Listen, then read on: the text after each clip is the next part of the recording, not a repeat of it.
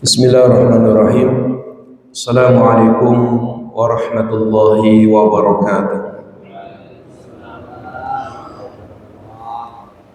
Alhamdulillah wassalatu wassalamu ala Rasulillah wa ala alihi wa ashabihi wa mawalah. La haula wa la quwwata illa billah. Rabbi syrah li sadri wa yassir li amri wahlul 'uqdatam min lisani yafqahu qawli, amma ba'd.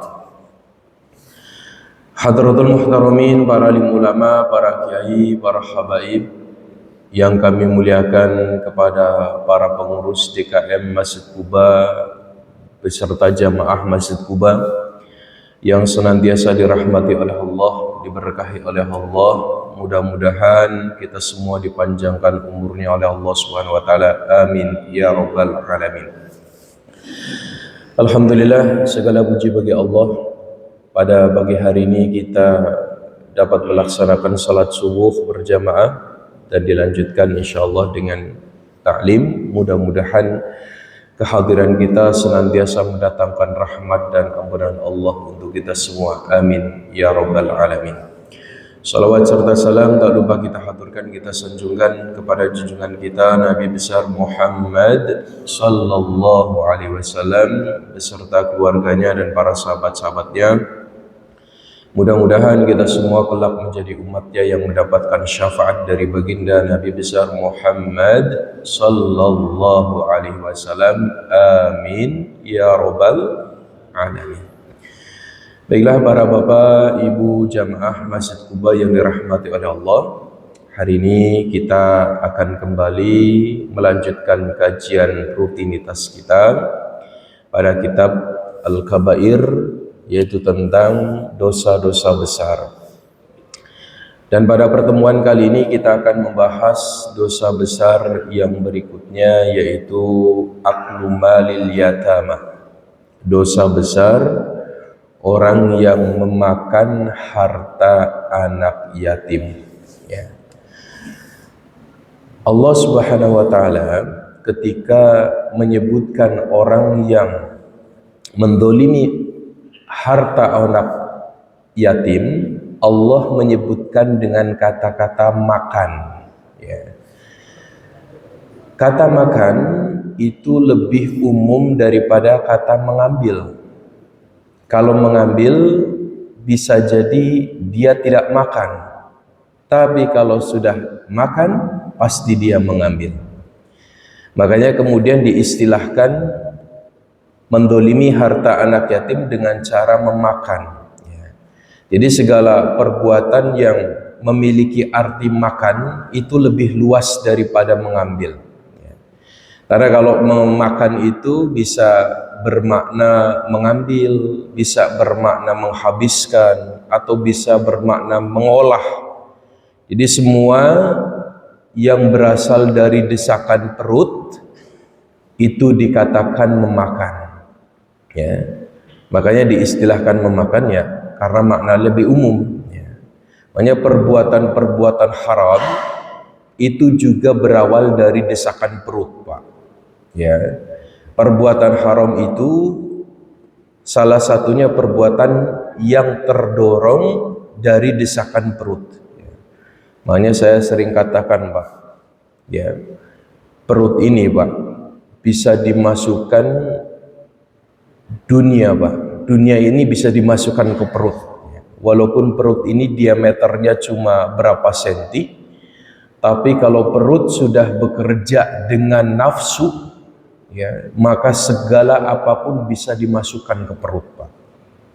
Ya, bangunan yang tinggi bisa masuk ke perut, aspal jalanan bisa masuk ke perut, sampai proposal anak yatim pun bisa masuk ke perut, Pak.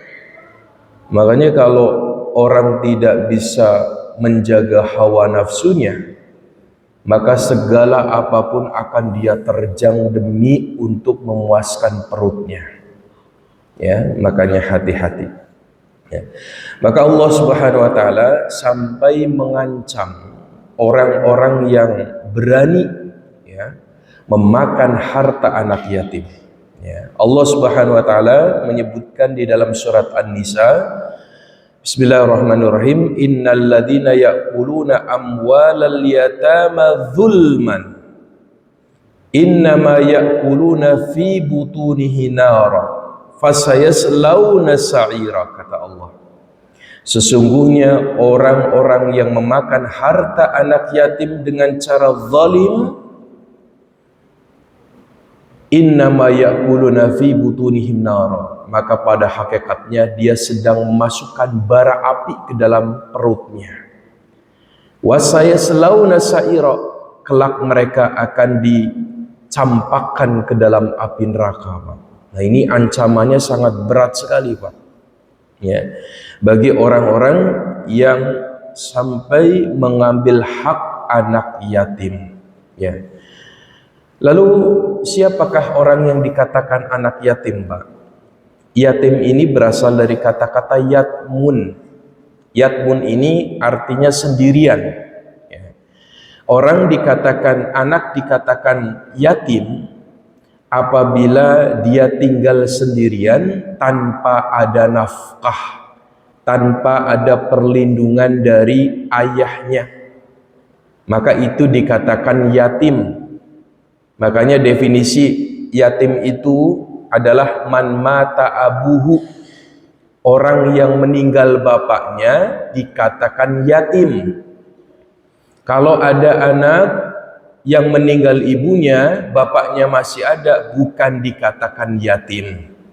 Karena yang yatim itu apabila ayahnya meninggal dunia. Jadi seorang anak ketika ayahnya meninggal dunia, maka tongkat untuk meneruskan kehidupannya, ya, itu terputus, Pak.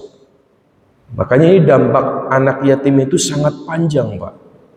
Ya, makanya yang dulu sejahtera ketika ada ayahnya, ya, kemudian ketika ayahnya meninggal, berbalik kehidupannya. Yang dulu ketika ayahnya masih hidup, dia dihormatin sama orang, dia diseganin sama orang. Ketika ayahnya sudah meninggal dunia, tidak ada orang yang hormat dan segan lagi kepada anak itu. Maka itulah dikatakan anak yatim. Ya. Jadi ya, yang dulu ibunya setiap hari ketika ayah masih ada, dia menghiasi dirinya, dia berusaha untuk menyayangi anaknya sepenuhnya hati. Tapi di saat ayahnya sudah meninggal dunia, ibunya kemudian mencari harta, mencari nafkah untuk membiayai anaknya. Ya. Makanya inilah dampak yang sangat panjang bagi anak yatim, Pak. Ya. Makanya ini ketika ada seorang, ya, saudara kemudian meninggalkan anak, maka itu wajib bagi saudara-saudaranya yang lainnya menanggung biaya atas anak tersebut. Ya.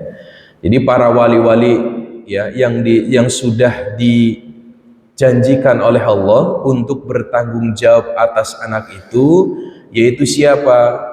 Orang yang menjadi ahli waris. Ya. Orang yang menjadi ahli waris, maka dia wajib untuk menanggung biaya anak yatim tersebut. Makanya Allah sebutkan wa 'alal warithi mithlu dzalik. Ya, orang yang wajib untuk membiayai anak yatim yaitu para ahli waris. Jadi ketika ada seorang anak, seorang ayah meninggal dunia, ketika masih ada kakek, maka kakeklah yang berhak untuk, ya, memelihara atau membiayai anak yatim tersebut. Itu kalau kakeknya masih ada, Pak. Tapi kalau kakeknya sudah tidak ada, siapa yang bertanggung jawab untuk mengasuh anak tersebut? Adalah paman atau abang ayahnya. Paman atau abang ayahnya. Jadi bukan ibunya, Pak. Ibunya ini nggak wajib untuk mencari nafkah untuk anaknya. Ya, jadi yang wajib itu, ya, yang membiayai adalah saudara-saudara ayahnya, baik abang atau om-omnya. Itulah yang wajib untuk mengurus anak yatim tersebut. Ya. Ya, Masya Allah, hari ini banyak orang-orang yang kemudian menjadi orang yang wajib untuk menafkahi anak yatim, tapi hari ini banyak orang yang kemudian menjauhkan dirinya. Dia tidak lagi mengurus keponakan-keponakannya, dan ini sangat banyak sekali, Pak. Nah, ini perlu kita pelajari bersama, ya, bahwa seorang om, seorang abang ayahnya wajib untuk menafkahi keponakannya jika ayahnya meninggal dunia. Hari ini Masya Allah ada seorang abang ayahnya, om ayahnya, kaya raya, Pak. Tapi di saat keponakannya sudah tidak punya ayah, dia biarkan saja. Ada lagi yang parah, Pak. Dia di saat ketemu dengan keponakannya cuma setahun sekali, Pak. Itu pun di hari raya, Pak. Ya. Dan dia yang lebih parah lagi apa, Pak? Dia ngasih amplop ke keponakannya, harga amplopnya lebih mahal daripada isinya, Pak. Nah, ini lebih parah, Pak, ya. Amplopnya 5.000, harga amplopnya 6.000, Pak. Masya Allah, ya. Nah, ini ya termasuk salah satu ya adab yang kurang baik, ya, Pak, ya. Makanya bagi ya seorang om atau ayah dari abang dari ayahnya wajib untuk membiayai segala kebutuhan keponakannya, ya. Dan ini merupakan salah satu tanggung jawab bagi mereka, ya. Tapi hari ini Masya Allah banyak juga orang yang kemudian menelantarkan keponakannya. Dia membiarkan keponakannya dalam kesusahan. Masya Allah, Pak. Ini kata Allah, ini termasuk orang-orang yang mendustakan agama, Pak. Hati-hati. Orang yang tidak peduli dengan sepupunya atau keponakannya yang yatim, itu seakan-akan Allah gambarkan dia orang yang mendustakan agama, Pak. Makanya dalam surat Al-Ma'un itu kita sering baca ketika salat, ara'aital ladzina yukadzibu biddin. Tahukah kalian siapa orang yang mendustakan agama? Tahukah kalian siapa orang yang tidak percaya dengan apa yang telah Allah janjikan? Siapa mereka? Fadzalika yad'ul yatim. Mereka adalah orang-orang yang membiarkan anak yatim dalam keadaan kesusahan, ya. Jadi hari ini, Pak, kalau ada orang sampai membiarkan keponakannya dalam kesusahan, tidak punya ayah, dia tidak peduli untuk memelihara keponakannya, ini termasuk orang-orang yang mendustakan agama, Pak. Dia orang yang tidak percaya dengan janji-janji Allah. Padahal Allah itu sudah menjanjikan begitu besar pahala orang yang menyantuni anak yatim, Pak. Allah sudah menjanjikan itu, Pak. Tapi hari ini banyak orang yang kemudian tidak peduli dengan mereka, ya. Masya Allah. Makanya sampai-sampai Nabi itu menjadikan orang yang menyantuni anak yatim itu memiliki keistimewaan di hadapan Allah, Pak. Ya. Dan Nabi pernah bersabda bahwa ana wa kafilul yatim kahatainisnain. Kata Nabi, saya dengan orang yang mengasuh anak yatim itu bagaikan dua jari ini, Pak. Dua jari telunjuk dan jari tengah, Pak. Ini apa? Menunjukkan apa, Pak? Nabi ketika mengatakan aku dengan orang yang menyantuni anak yatim itu bagaikan dua jari ini. Dua jari ini nggak bisa terlepas, Pak. Nggak bisa dipisahkan. Dan Nabi mengatakan apa? Bahwa orang yang menyantuni anak yatim kelak besok di surga akan satu komplek dengan saya, kata Nabi. Ya, akan bersama saya di surga. Surganya Nabi di mana, Pak? Surga Firdaus, Pak. Ya. Pokoknya begitu besar sekali orang yang menyantuni anak yatim. Tapi hari ini banyak orang yang kemudian yukadzibu biddin. Mereka mendustakan agama dengan cara mereka membiarkan orang yang wajib untuk dia nafkahi, dia biarkan begitu saja. Masya Allah, ya. Makanya para hadirin jamaah yang dimuliakan oleh Allah Subhanahu wa taala, kenapa Allah menyebutkan dengan kata-kata din? Din itu artinya balasan, Pak. Maliki yaumiddin, Allah memiliki hari pembalasan. Kenapa agama itu dikatakan din, diartikan hari pembalasan, Pak? Kenapa, Pak? Karena Allah akan membalas semua perbuatan baik yang kita lakukan, dan Allah juga akan membalas semua perbuatan buruk yang kita lakukan. Makanya salah satu tanda sifat adilnya Allah, Allah jadikan adanya hari pembalasan, Pak.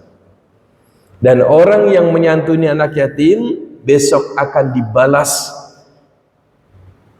usahanya yang telah memelihara anak yatim, Allah akan balas semuanya. Ya, Masya Allah. Makanya kata-kata din itu, Pak, itu artinya membalas. Siapa yang membalas pasti akan dibalas. Seperti hutang. Hutang itu bahasa Arabnya dainun. Orang yang menghutang, maka ada yang menghutangi, gitu kan?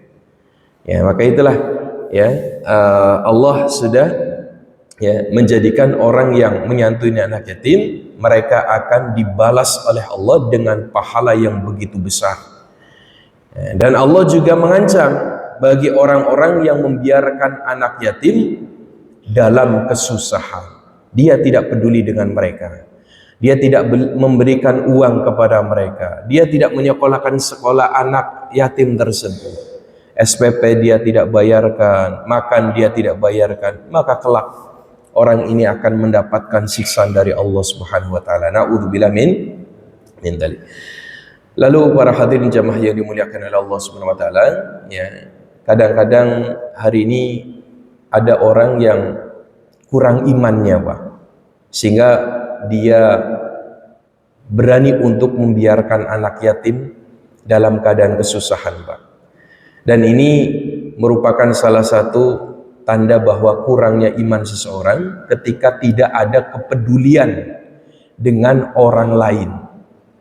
Orang kalau dikatakan kurang iman, Pak, kalau tidak peduli dengan orang yang wajib untuk dia nafkahi, Pak. Orang yang tidak peduli dengan saudara-saudaranya, tetangganya yang miskin, dia biarkan saja, Pak. Ya, ini tanda bahwa dia kurang iman, Pak. Ya, sholat bagus, tahajud bagus, puasa Senin Kemis, puasa Ayyamul Bait, tapi Masya Allah, harta ada tapi pelitnya minta ampun, Pak. Ya, wala yahuddu ala ta'amil miskin, orang miskin pun dia biarkan, orang miskin pun dia lantarkan, dia tidak peduli dengan mereka. Dan ini merupakan salah satu tanda akhir zaman, Pak. Ya, begitu banyak orang yang diberikan harta oleh Allah, tapi dia lupa dengan saudara-saudaranya yang di sekitarnya, Pak.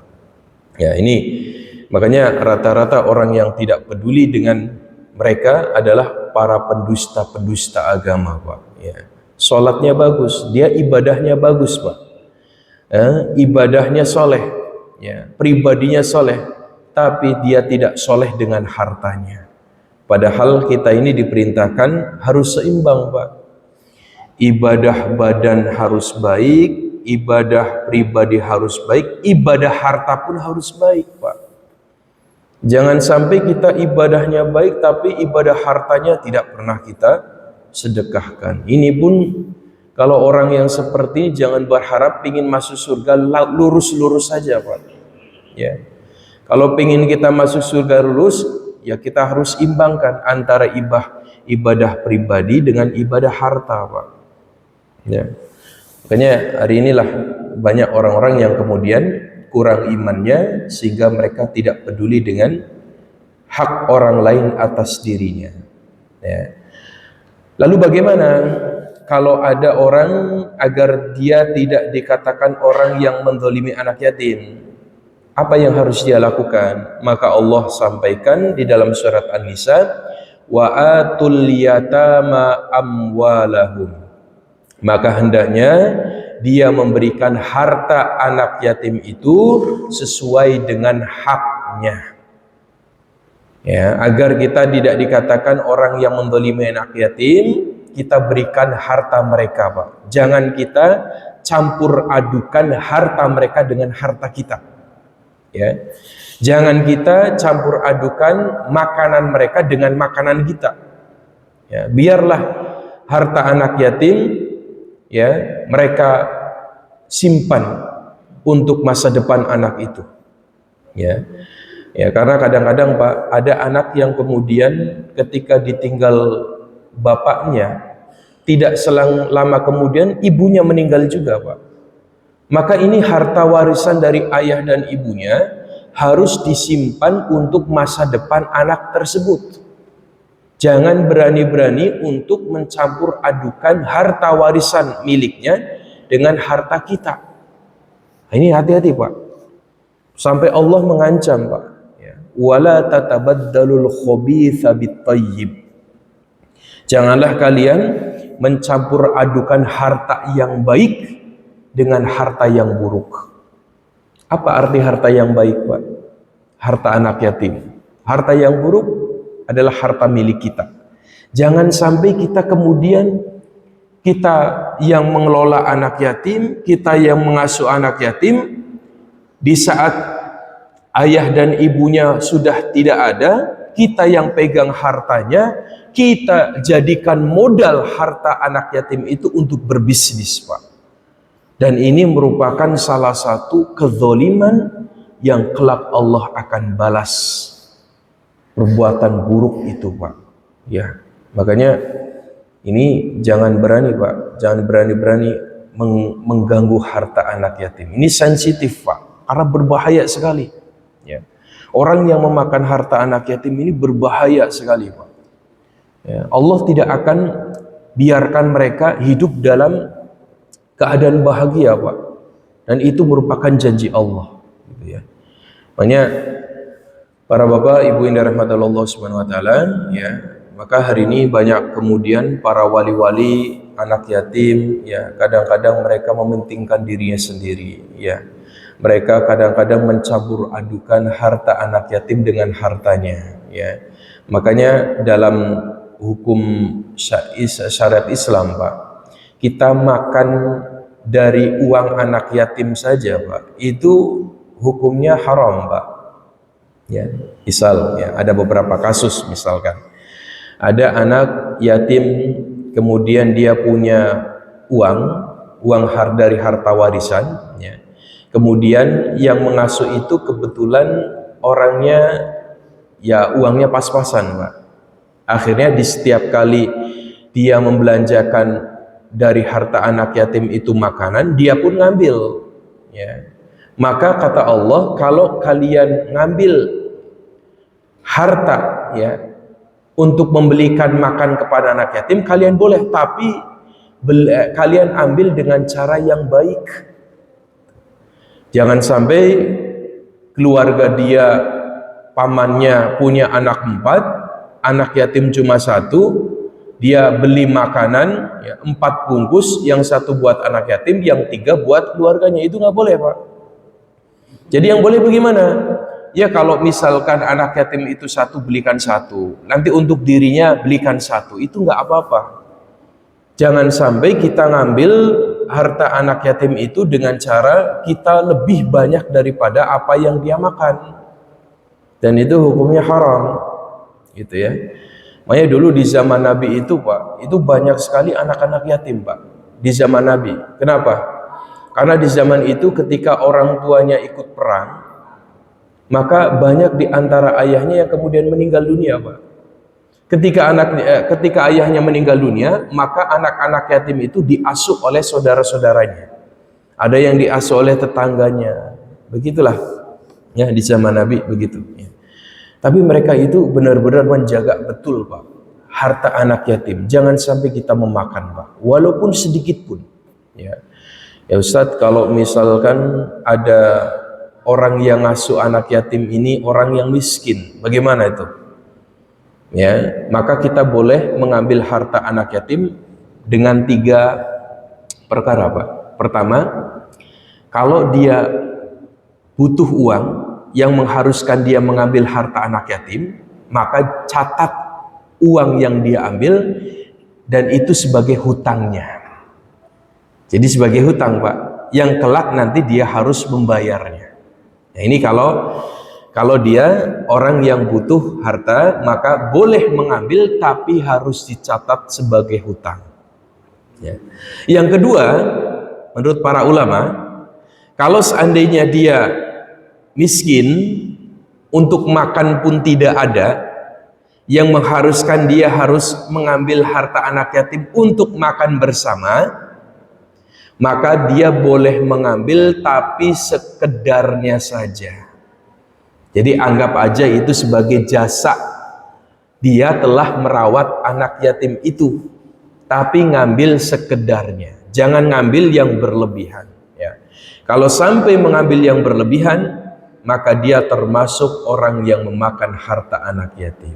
Naudzubillah min dzalik ya. Ini kalau seandainya paman atau abang ayahnya dia orang miskin, boleh mengambil tapi jadikan sebagai hutang, atau mengambil ala kadarnya dan itu sebagai jasa dia telah merawat keponakannya ya. Lalu kalau pamannya kaya, ayah pamannya kaya, bagaimana, Pak? Maka Allah katakan, wa man kana ghaniyan falyasta'fif wa man kana faqiran falyakul bil ma'ruf. Kata Allah, kalau seandainya pamannya, abang ayahnya dia orang kaya, dia orang berduit, maka jangan sekali-kali sentuh harta anak yatim. Lalu biaya anak itu dari mana? Dari diri kita, Pak. Kita yang kaya, kita yang punya uang, kita berusaha untuk membiayai SPP keponakan kita. Kita biayai ya segala keperluan keponakan kita. Nah, ini kalau seandainya kita menjadi orang kaya. Tapi kalau kita miskin, boleh kita ambil tapi sekedarnya saja. Tidak boleh berlebih-lebihan. Dan ini sangat sensitif saya katakan. Dan ini sangat berbahaya sekali. Bagi siapa? Bagi paman yang memelihara atau menanggung harta anak yatim, Pak. Hati-hati, Pak. Karena ancaman bagi orang yang memakan harta anak yatim itu besar sekali, Pak. Besar sekali. Sampai dalam riwayat itu Nabi pernah ketika berdiskusi sedang duduk-duduk dengan para sahabat, Nabi kemudian bersabda begini, Pak. Yub'atsu yaumal qiyamah fi quburihim ta'ajjaja afwahum naran. Faqila man hum ya Rasulullah. Jadi suatu ketika Rasulullah pernah duduk-duduk dengan para sahabat.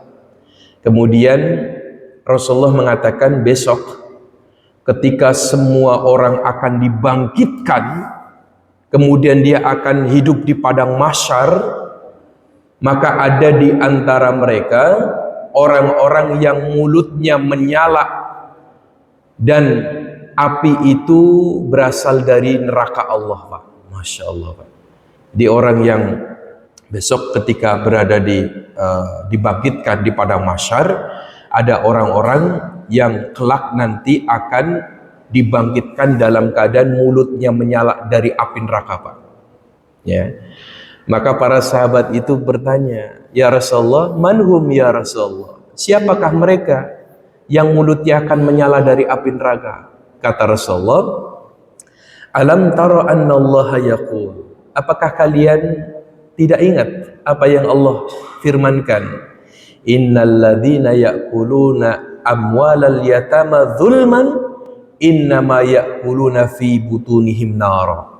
Sesungguhnya orang-orang yang memakan harta anak yatim dengan cara zalim, maka besok mereka akan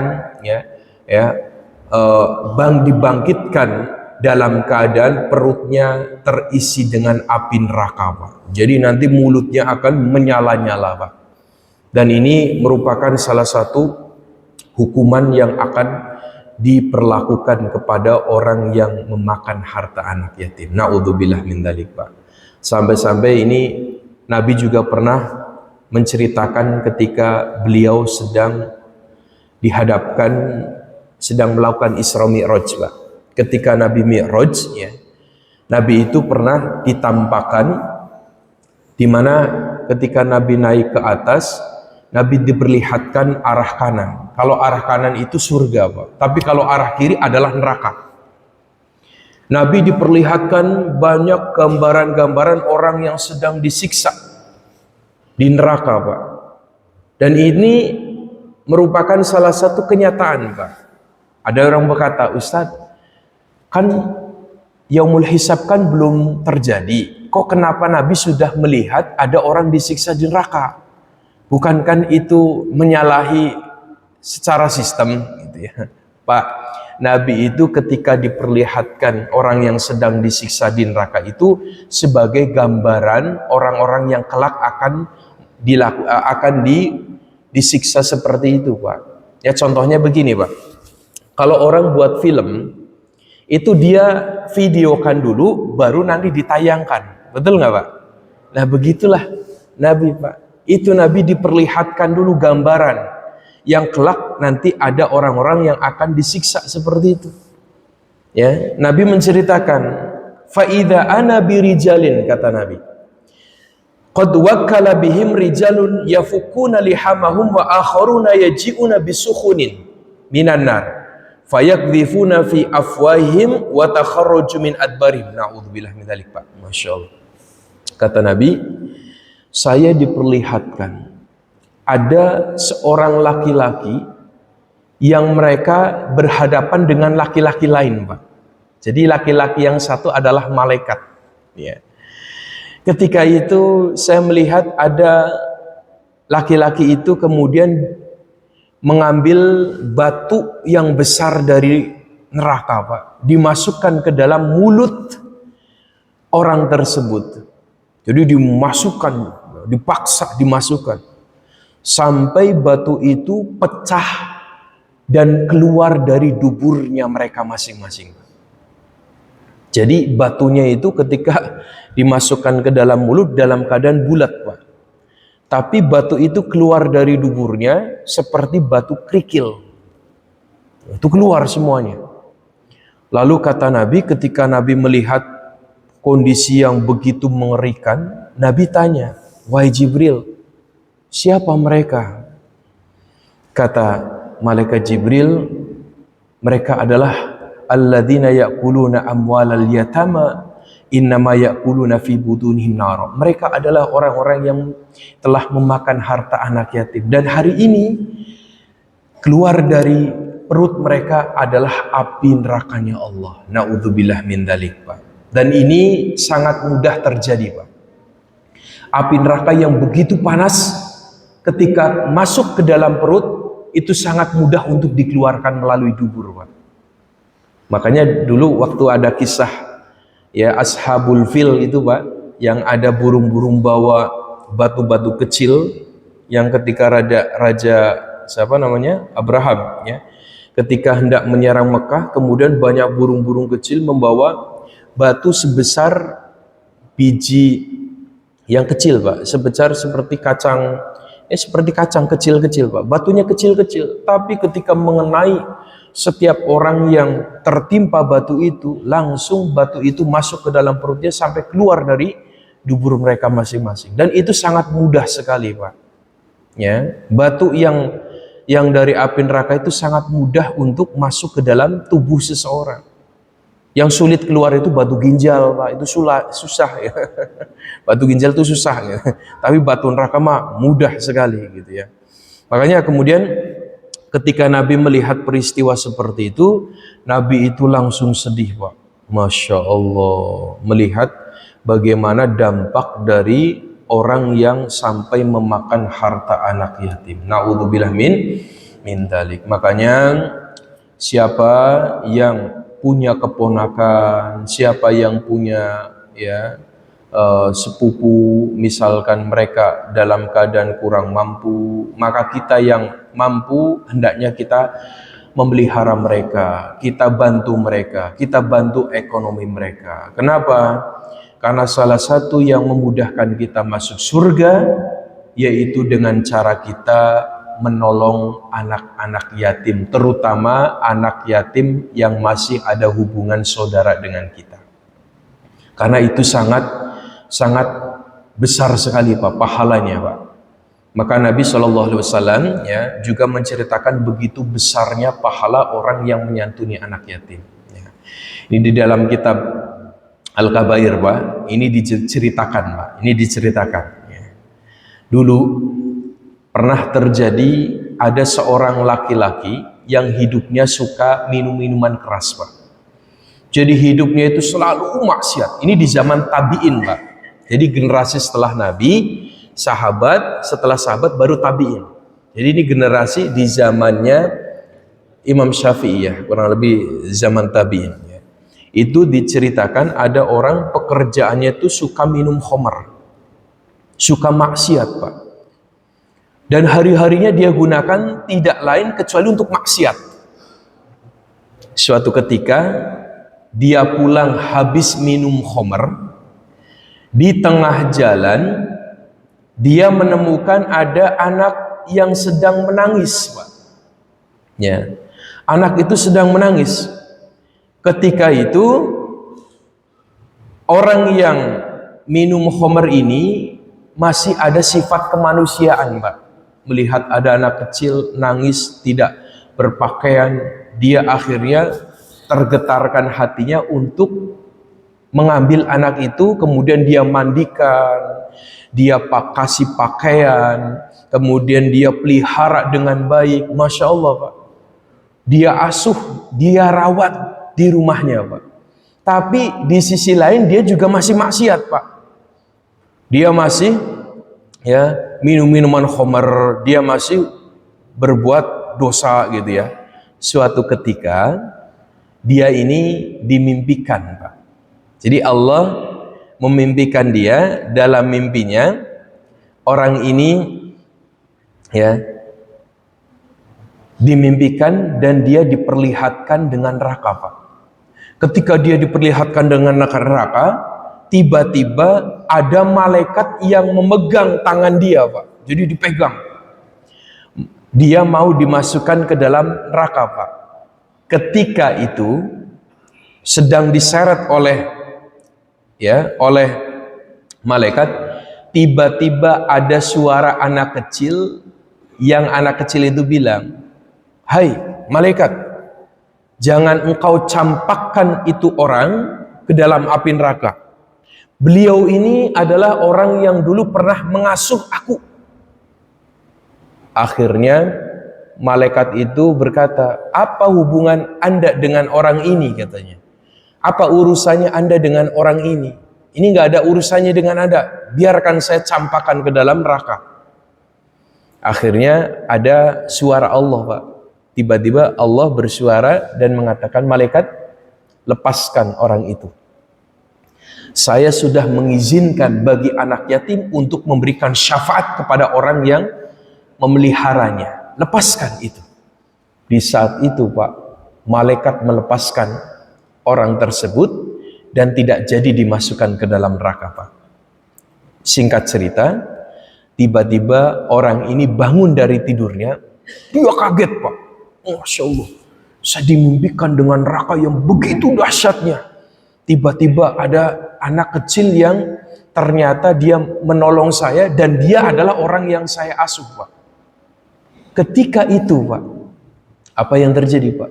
Mulai hari itu dia tobat kepada Allah. Dia nggak mau melakukan maksiat dan dia hidupnya ya dihabiskan untuk mengurus anak-anak yatim. Ini singkat cerita Pak, rumahnya itu dipenuhi oleh anak-anak yatim Pak. Masya Allah ya. Makanya pahala besar bagi orang yang menyantuni anak yatim Pak. Sampai Nabi menggambarkan orang yang menyantuni anak yatim, ya, kata Nabi apa? As-sa'i 'alal armalah wal masakin kal mujahid fi sabilillah. Wa kalladzina yasumun nahara yaqumul lail.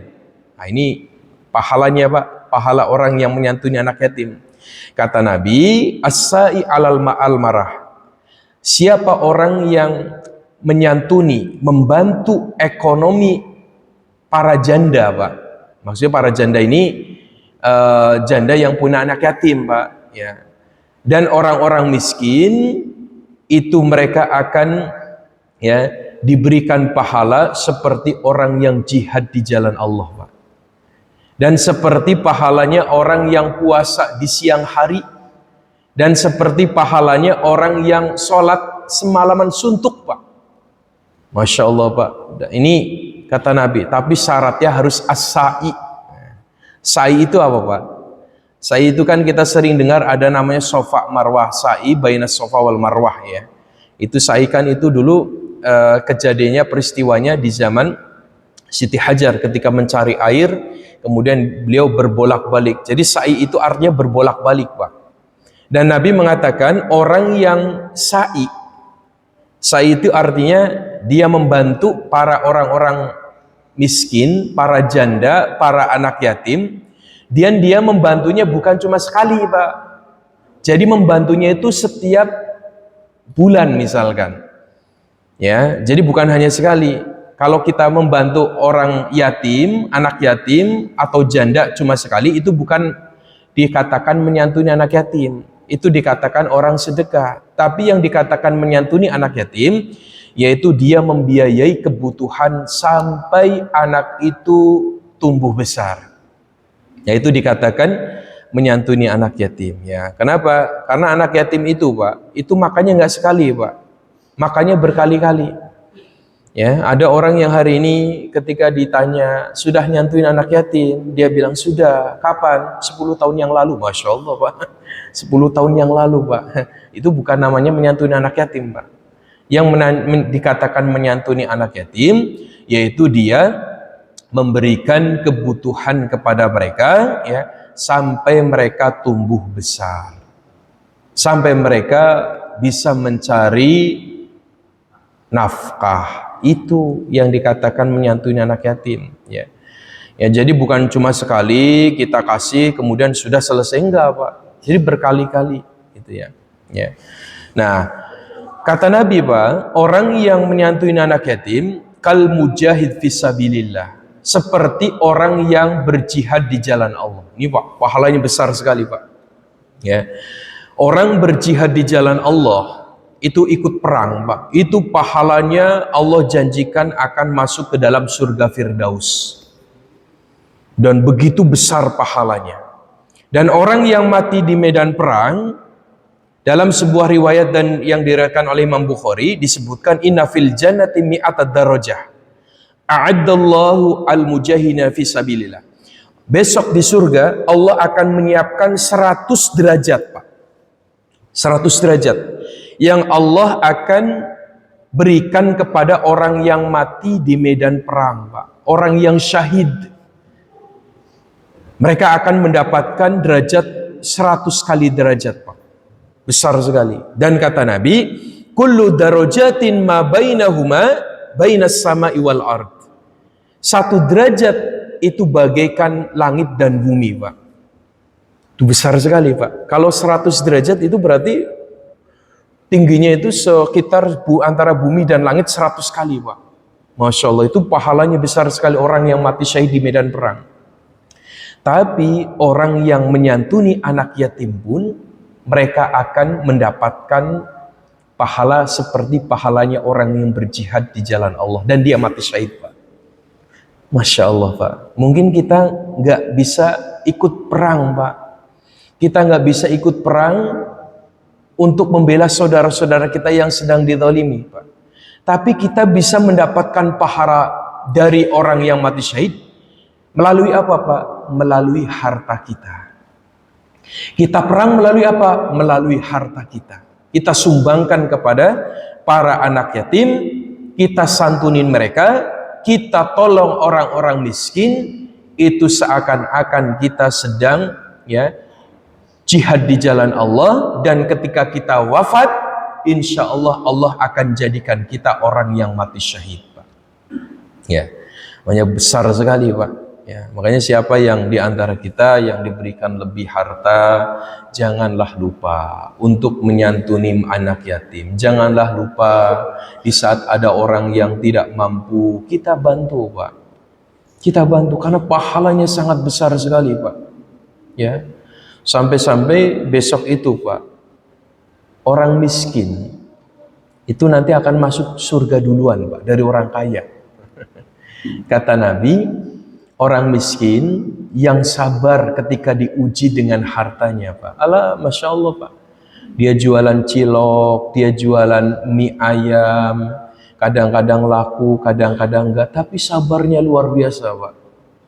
Di saat azan dia tinggalkan jualannya, dia sholat ke masjid. Masya Allah, Pak, sabarnya luar biasa, Pak. Besok dia akan masuk surga terlebih dahulu, Pak, dari orang kaya, Pak. Berapa tahun jarak antara orang miskin dengan orang kaya masuk surga? Kalau bukan dari golongan kaum muhajiri dan ansor, itu 500 tahun, Pak.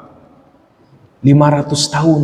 Orang miskin dulu masuk surga, baru orang kaya gitu. Sampai suatu ketika ada Abdurrahman bin Auf, Pak. Itu salah satu sahabat terkaya. Ya. Beliau itu ketika dikatakan oleh Nabi, Abdurrahman, engkau kelak nanti akan masuk surga. Tapi masuk surganya dalam rangkak. Dan kamu masuk surga nanti belakangan dulu setelah orang miskin masuk surga. Abdurrahman bin Auf takut, Pak. Dia sudah dijamin masuk surga, tapi masuk surganya setelah orang miskin. Dia langsung takut, Pak. Langsung apa bilang, ya Rasulullah, kalau begitu saya akan harta saya akan saya sumbangkan di jalan Allah Subhanahu wa taala. Kata, enggak, ya enggak begitu Abdurrahman, katanya gitu. Kamu juga akan dipercepat masuk surga dengan apa? Dengan hartamu, gitu loh. Makanya Abdurrahman bin Auf itu, Pak, saat itu menggunakan hartanya untuk di jalan Allah, Pak. Makanya orang kalau sudah imannya sudah kuat, sudah mengharapkan surga, Pak, dia tidak akan melihat dunia, Pak. Yang dia lihat adalah bagaimana dia mendapatkan surga. Itulah orang-orang yang rindu dengan surga, Pak. Masya Allah, ya. Ini besar sekali, Pak, pahalanya, Pak. Ya, ya Allah, ya. Sampai Nabi mengatakan seperti itu. Lalu kenapa orang kaya kok masuk surganya belakang, Pak? Karena dia telah menikmati nikmatnya dunia terlebih dahulu, Pak. Itu kata dalam sebuah riwayat begitu, Pak. Ya, makanya kita berjuanglah. Kalau kita nggak mampu untuk berjuang melawan musuh-musuh Allah, maka kita berjuanglah melalui harta kita. Bisa jadi, Pak, doa-doa kita mungkin kita ketika berdoa kita kurang tulus, Pak. Atau bisa jadi doa-doa kita belum dikabulkan oleh Allah. Tapi ketika kita memberikan bantuan kepada orang miskin, berikan bantuan kepada orang anak yatim, di saat itu anak yatim berdoa, walaupun kita sedang dalam keadaan tidur, kita dikirimkan pahala dari Allah Subhanahu wa taala, Pak. Masya Allah, Pak. Makanya doanya orang miskin itu lebih mustajab daripada orang kaya, Pak. Betul nggak, Pak? Karena orang miskin itu kalau doa itu ikhlas, Pak, ikhlas, Masya Allah. Ya Allah, mintalah begini, ya Allah, ampunilah orang yang telah membantu saya, ya Allah. Masya Allah, Pak, ikhlasnya minta ampun, Pak. Tapi kalau orang kaya kan kadang-kadang, ya, Pak, ya. Ini kalau orang kaya yang nggak jauh dari jauh dari Allah kan kadang-kadang kalau berdoa, ya Allah, saya minta ini, ya Allah. Tapi kalau nggak engkau berikan juga nggak apa-apa, harta saya masih banyak, begitu, Pak. Ya, itu kadang-kadang ada orang begitu, Pak, ya. Nah, ini pahala orang yang sampai menyantuni anak yatim dan membantu orang miskin. Pahala yang kedua, selain dia diberikan pahala seperti pahalanya orang yang berjihad, kata Nabi, wa kalladzi yasumun nahar, seperti orang-orang yang puasa di siang hari. Bapak nyantuni anak yatim, kasih harta kepada anak orang miskin, itu di saat itu seperti Bapak seakan-akan puasa ya, di waktu siang, Pak. La yuftir, tidak buka puasa, Pak. Artinya apa, Pak? Orang yang bantu anak yatim itu seakan-akan kita berpuasa di hari itu, Pak. Pahalanya banyak sekali, Pak. Ya, sedangkan sifat orang yang berpuasa itu Allah jadikan mereka orang-orang yang punya keimanan yang kuat. Makanya rata-rata orang yang imannya bagus itu orang yang suka puasa, Pak. Orang yang suka puasa itu imannya bagus, Pak. Ya. Dan Allah katakan, Nabi katakan, orang yang bersedekah, orang yang menyantuni anak yatim seakan-akan dia berpuasa, Pak. Masya Allah. Allah katakan apa? Nabi katakan apa? A'addallahu naro an wajihi. Orang yang suka berpuasa, besok wajahnya akan dijauhkan dari api neraka. Dan orang yang suka bantu orang yatim, orang miskin, besok wajahnya akan dijauhkan dari api neraka seperti orang yang berpuasa di siang hari. Masya Allah. Mungkin kita nggak kuat puasa, Pak. Kita mungkin hari-hari karena pekerjaan kita yang begitu banyak, kadang-kadang tidak ada waktu, tidak bisa untuk kita berpuasa. Maka kita bisa mendapatkan pahala puasa dengan cara jalur lain, Pak. Apa? Dengan kita memberikan harta kepada anak yatim dan fakir miskin, Pak. Insya Allah Allah akan jadikan pahala seakan-akan dia berpuasa, Pak. Ya, Masya Allah, begitu besar sekali. Dan kata Nabi yang ketiga, pahala orang yang menyantuni anak yatim dan memberikan harta kepada orang miskin, wa yaqumul lail, seperti orang yang sholat malam penuh, Pak. Masya Allah, Pak. Orang sholat malam dari mulai tengah malam sampai menjelang subuh, Pak. Dia tidak berhenti untuk sholat, Pak. Dan orang yang menyantuni anak yatim dan memberikan harta kepada fakir miskin, seperti dia sholat semalaman suntuk, Pak. Masya Allah, ya. Ini begitu besar pahala orang-orang yang menyantuni anak yatim. Ya, maka oleh karena itu, ya, Allah sudah siapkan surga bagi orang-orang yang mau berjuang, ya, di dunia ini demi untuk membela agama Allah. Ya, Allah akan berikan pintu-pintu surga bagi mereka. Makanya pintu surga itu banyak, Pak.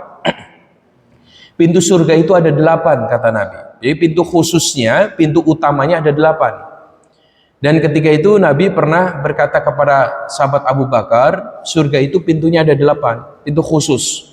Jadi ada namanya babus sholat. Orang kalau rajin sholat, rajin ibadah, dia akan masuk surga melalui pintu sholat.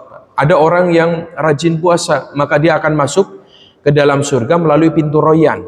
Ada orang yang suka bayar sedekah, maka mereka akan masuk surga melalui pintu sedekah, Pak. Dan pintu surga itu banyak sekali keutamaan-keutamanya, ya.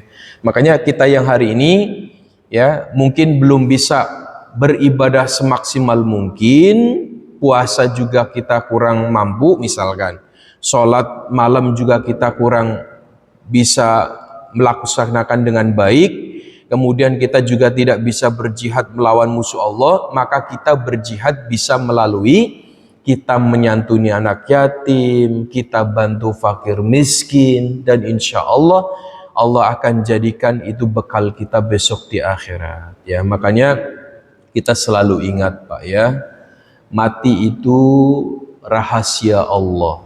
Tidak ada orang yang tahu kapan kita mati, Pak. Kematian itu Allah rahasiakan untuk apa, Pak? Untuk agar kita bisa mempersiapkan diri kita. Di saat datang kematian kita sudah siap, Pak.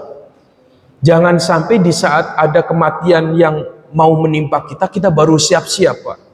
Na'udzubillah, Pak. Itu menunjukkan bahwa kita itu belum siap. Gitu ya. Maka saudara-saudara kita yang di Aceh, yang di Sumatera, mereka itu nggak sadar, Pak. Mereka itu nggak tahu kalau akan ada terjadi bencana seperti itu, Pak. Mereka nggak tahu, Pak. Maka kemarin itu ada teman saya yang dari Aceh, dia tertimpa, saudaranya meninggal dunia semuanya, dia sebatang kara, Pak. Dia nangis, Ustadz, saya nggak pernah ada mimpi seperti ini, kok tiba-tiba terjadi seperti ini. Rumah saya sudah tenggelam semuanya. Saya nggak punya apa-apa, Ustaz. Masya Allah, Pak. Makanya setelah saya melihat itu, ya Allah, ya, ajal, maut, semuanya tidak ada yang tahu, Pak. Maka kita harus persiapkan diri kita, Pak. Bisa jadi kapan waktunya kita pun akan menyusul mereka, Pak. Ya, maka persiapkanlah diri kita, ya. Maka saya sering gambarkan jadi orang itu, Pak. Harus selalu bersiap-siap, Pak. Jadi contohnya seperti ini, Pak. Kalau misalkan saya sudah janjian sama Bapak, Pak, jam 10 nanti saya akan datang ke rumah Bapak.